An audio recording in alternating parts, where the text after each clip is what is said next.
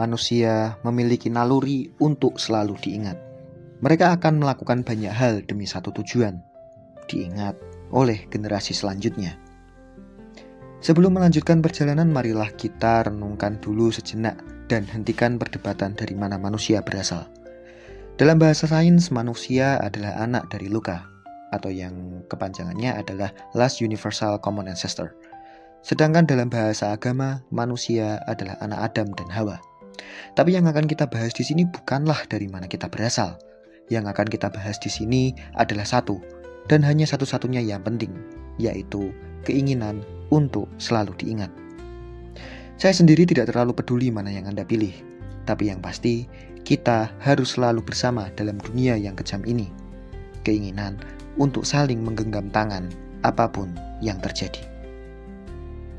Marilah kita kencangkan sabuk pengaman.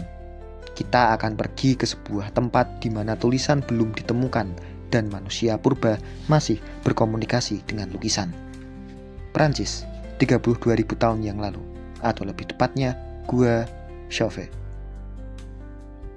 Beberapa puluh ribu tahun yang lalu, leluhur manusia purba melukis di bebatuan tembok gua di tempat mereka berasal. Beberapa gambar yang ditemukan peneliti menunjukkan lukisan telapak tangan, keluarga, dan hewan-hewan buruan yang dilukis sedemikian rupa. Semuanya tampak sederhana, dengan gambar yang serupa atau selevel dengan gambaran anak TK.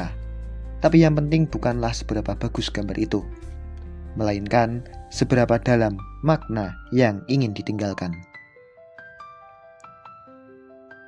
Kemudian mari kita maju beberapa ribu tahun. Scene yang menunjukkan manusia telah menunjukkan kemampuan untuk memproduksi cat air.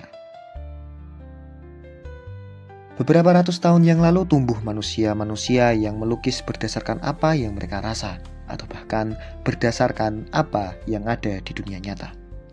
Beberapa di antaranya masih ada sampai sekarang, sang wanita yang tersenyum elegan, Mona Lisa, atau bahkan Starry Night gemerlapan yang sangat kontras dengan kondisi mental Van Gogh. Mereka tanpa sadar telah meninggalkan sebuah jejak untuk selalu diingat generasi yang akan datang. Sampai sekarang manusia juga masih melakukannya, meski dalam bentuk dan media yang berbeda. Mulai dari kertas fisik sampai ke bentuk digital yang selalu bisa digenggam kemana saja. Kemanapun manusia pergi, ia akan selalu mencoba meninggalkan jejak. Manusia melakukan itu semua sebagai sebuah bentuk perlawanan akan kefanaan duniawi. Sebuah kesadaran bahwa mereka tidak akan pernah ada di sini untuk selamanya. Sebuah horor yang nyata bagi setiap makhluk yang memiliki nyawa. Tapi manusia seakan berkata, "Halo, saya tidak peduli," dan kembali mulai menggambar, menulis, merekam, mengambil gambar dengan kamera hitam putih. Namun anehnya manusia melakukan ini semua bukan untuk menjadi abadi, melainkan untuk diingat sedikit lebih lama.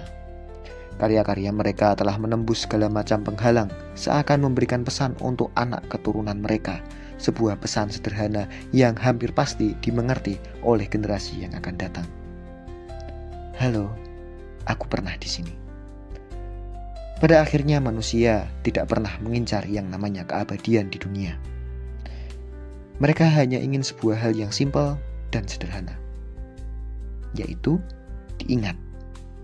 Seperti meninggalkan gema kecil setelah suara mereka menghilang dari dunia ini.